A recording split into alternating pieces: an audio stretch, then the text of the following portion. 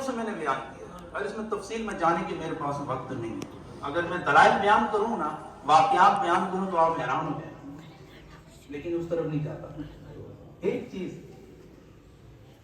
یہ دہنی نبی دہنی علی میں آیا تو کمال پا گیا، اور جب دہنی نبی بصارت علی میں گیا تو کہاں تک دیکھنے کی صلاحیت پیدا ہوئی، یہ میں آج آپ کے سامنے رکھوں گا اور آپ نے توجہ سے سننی ہے میری بات. حضور تاجدار ارب و عجم نے ارشاد فرمایا، علی جو ہے نا عالم امتی، کہ میرا علی میری امت میں سب سے بڑا عالم ہے. وہ ظاہر کا بھی عالم ہے اور باطن کا بھی عالم ہے، لیکن یہ افضلیت جزوی ہے. افضلیت کلی اور علل اطلاق افضلیت جس کو حاصل ہے وہ سیدنا صدیق اکبر ہے. یہ عقیدہ ہے اہل سنت و جماعت کے، یہ بات ذہن میں رکھیں کہ علل اطلاق افضلیت حضرت سیدنا صدیق اکبر کی ہے، اور احادیث کی کتابیں حضرت علی کی فضیلت سے بری ہوئی ہیں. اتنی فضیلت حدیث کی روشنی میں کسی کی بیان نہیں ہوئی جتنی کی سیدنا علی رضی اللہ تعالیٰ عنہ. علم کا یہ حال ہے. آپ کو یہ اعزاز حاصل ہے کہ آپ نے ایک موقع پر ارشاد فرمایا، سلونی دون العرش. آپ نے توجہ سے میری بات سننی ہے. فرمایا سلونی دون العرش، عرش سے آگے بھی اگر کوئی معاملہ تمہارے ذہن میں ہو اور ادھر قیامت تک اگر کوئی چیز پوچھنا چاہو تو علی سے پوچھتے جاؤ. علی عرش پر بھی نظر رکھتا ہے، فرش پر بھی نظر رکھتا ہے. تم جو جو سوال کرتے جاؤ گے علی ہر سوال کا جواب تمہیں دیتا چلا جائے گا.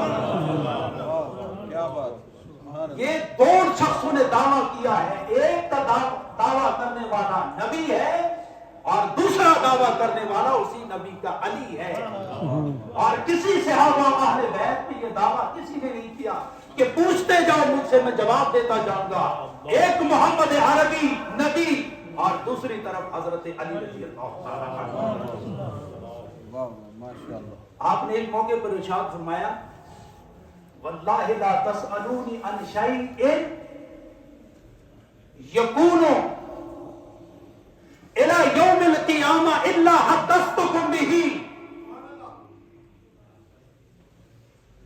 فرمایا تم جس مسئلے کا تم سوال کرو گے، فرمایا خدا کی عزت کی قسم تم جو جو سوال کرتے جاؤ گے علی اس سوال کا جواب دیتا جائے. اب یہ کلام فرما رہے تھے نا، یہ روح البیان میں بھی ہے اور روح المعانی میں بھی ہے. آپ نے جب یہ دعویٰ فرمایا تو حضرت جبریل اتر آئے، اور نبی کے بعد آج پہلی دفعہ جبریل نیچے آئے ہیں کہ علی نے اتنا بڑا دعویٰ کر دیا ہے. نیچے اترے نا تو آپ صورت بشری میں آئے تو آپ نے ارشاد فرمایا، علی یہ دعویٰ آپ نے کیا ہے، عرش پر نظر رکھتے ہو، فرش پر بھی نظر رکھتے ہو؟ ہاں میں نے یہ دعویٰ کیا ہے. تو حضرت جبریل چونکہ بشری لباس میں تھے تو آپ نے عرض کیا، اگر اتنا بڑا دعویٰ ہے نا تو پھر بتاؤ کہ جبریل اس وقت کہاں ہے. طائر سدرہ ہے نا، سدرہ کا پرندہ، طائر سدرہ، سدرہ سے اتر کے نیچے آیا اور علی کے سامنے کھڑا ہو کے عرض کرتا ہے، علی اگر اتنے بڑے علم کا دعویٰ ہے تو پھر بتاؤ کہ اس وقت جبریل کہاں ہے. فنظر الی السماء، تو فرمایا حضرت علی نے آسمانوں کو دیکھا، اس کے چپے چپے کو دیکھا.